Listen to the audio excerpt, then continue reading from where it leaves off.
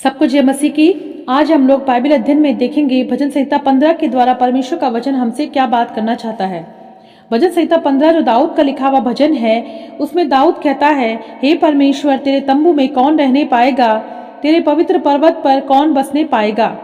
यहाँ पर दाऊद कह रहा है कि हे मेरे परमेश्वर, तेरे तंबू में कौन रहेगा, यानी कि तेरे निवास स्थान में तेरे साथ कौन रहेगा, तेरे पवित्र पर्वत पर यानी कि तेरे भवन में तेरे साथ कौन रहने पाएगा।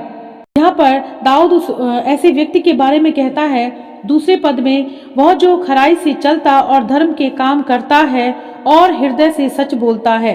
हालेलुया। दाऊद कह रहा है कि परमेश्वर तेरे साथ तेरे भवन में वो व्यक्ति रहने पाएगा जो खराई से चलता हो, जो खरा मनुष्य हो, जो धर्म के काम करता हो और जो हृदय से सच बोलता हो, जो कभी झूठ न बोलता हो।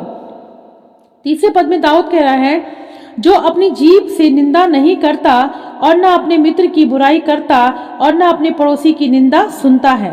हालेलुया। यहाँ पर दाऊद कह रहा है कि परमेश्वर तेरे भवन में वो व्यक्ति रहने पाएगा जो कभी भी अपनी जीभ से किसी की बुराई नहीं करता हो, न अपने मित्र की बुराई करता हो और न अपने पड़ोसी की निंदा सुनता हो। परमेश्वर का वचन हम देखते नए नियम में यीशु मसीह कहता है कि अपने पड़ोसी से अपने समान प्रेम रख।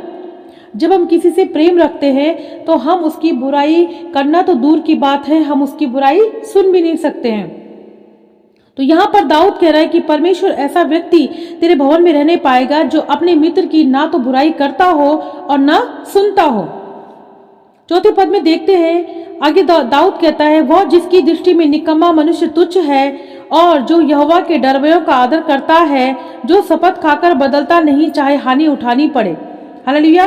चौथे पद में दाऊद कहता है कि परमेश्वर तेरे भवन में तेरे साथ वो व्यक्ति रहेगा जो क्या हो, जो निकम्मे मनुष्य को तुच्छ जानता हो, यानी कि जो बुरे मनुष्य की संगति नहीं करता हो, बुरे मनुष्य की संगति को पसंद नहीं करता हो।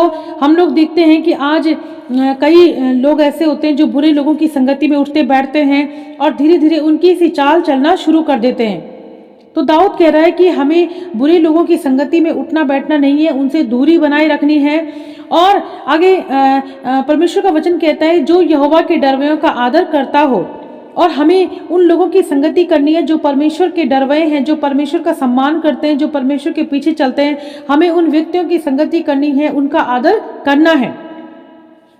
आगे कह रहा है, जो शपथ खाकर बदलता नहीं चाहे हानि उठानी पड़े। परमेश्वर का वचन आगे ये कह रहा है कि ऐसा व्यक्ति परमेश्वर के भवन में रहने पाएगा जो शपथ खाकर बदलता नहीं।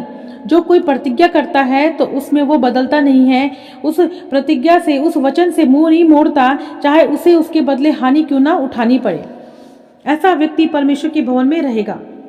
पांचवें पद में लिखा है, जो अपना रुपया ब्याज पर नहीं देता और निर्दोष की हानि करने के लिए घूस नहीं लेता है, जो कोई ऐसी चाल चलता है वो कभी ना डगमगाएगा। हालेलुया। हम लोग आगे देखते हैं, परमेश्वर का वचन कह रहा है कि वो व्यक्ति परमेश्वर के भवन में रहेगा जो अपना रुपया ब्याज पर ना दे, जो किसी की मदद करे। तो परमेश्वर का वचन कहता है कि तू तेरे साथ अगर कोई 2 कदम चलना चाहता है तो उसके साथ 10 कदम चल। कोई तुझसे कुर्ता ले तो उसे 2 हर भी दे दे। परमेश्वर का वचन लेना नहीं, हमें देना सिखाता है। तो यहाँ पर हमसे परमेश्वर का वचन कह रहा है कि वो व्यक्ति परमेश्वर के साथ रहेगा उसके भवन में, जो अगर किसी की मदद करे तो वो ब्याज पे रुपया ना दे, बल्कि दे तो उसे वापसी की उम्मीद ना करे। ऐसे लोग जो दूसरे की हानि के लिए घूस लेते हैं, यानी कि दूसरे की बुराई करने के लिए पैसा लेते हैं, ऐसे लोगों से परमेश्वर घृणा करता है। जो व्यक्ति किसी दूसरे की हानि के लिए पैसा नहीं लेता या बिना ब्याज पे रुपया देता है, उस व्यक्ति से परमेश्वर खुश रहता है। उस व्यक्ति के लिए कह रहा है परमेश्वर कि वो उसके भवन में रहने पाएगा। आगे लास्ट में दाऊद कह रहा है, जो कोई ऐसी चाल चलता है वो कभी ना डगमगाएगा। यहाँ पर परमेश्वर का वचन कह रहा है कि जो कोई ऐसी चाल चलता है वो व्यक्ति कभी भी जीवन में डगमगाएगा नहीं, वो कभी भी जीवन में परेशान नहीं होगा, वो कभी भी नहीं गिरेगा। कौन व्यक्ति जो खराई से चलता हो, जो धर्म के काम करता हो, जो सच बोलता हो, जो किसी की बुराई ना करता हो ना सुनता हो, जो बुरे लोगों की संगति नहीं करता और जो परमेश्वर के लोगों का सम्मान करता है, उनके साथ उनका आदर करता है, जो शपथ खा के कभी बदलता नहीं, जो अपना रुपया ब्याज पे नहीं देता और जो किसी की हानि नहीं करता, ऐसे व्यक्ति कभी नहीं डगमगाएगा और ऐसा ही व्यक्ति परमेश्वर के भवन में रहने पाएगा। आइए इस वचन के अनुसार हम छोटी सी प्रार्थना में जाएं। हालेलुया। स्वर्गीय पिता, हम धन्यवाद करते हैं इन वचनों के लिए प्रभु, जो आज हमने सीखा है परमेश्वर पिता कि आपके साथ कौन रहने पाएगा, आपके भवन में कौन व्यक्ति रहने पाएगा। परमेश्वर आज हमने जो सीखा है प्रभु, हम इस भजन के अनुसार प्रभु अपने जीवन में प्रभु आपकी आशीष को मांगते हैं परमेश्वर पिता। हर वो भाई बहन जो आज सुन रहे हैं प्रभु, उनके जीवन में आपकी आशीष आने पाए प्रभु। मैं प्रार्थना करती हूँ परमेश्वर पिता कि प्रभु हम लोग परमेश्वर पिता आपके भवन में रहने पाए प्रभु, हम खराई का जीवन जिए परमेश्वर पिता।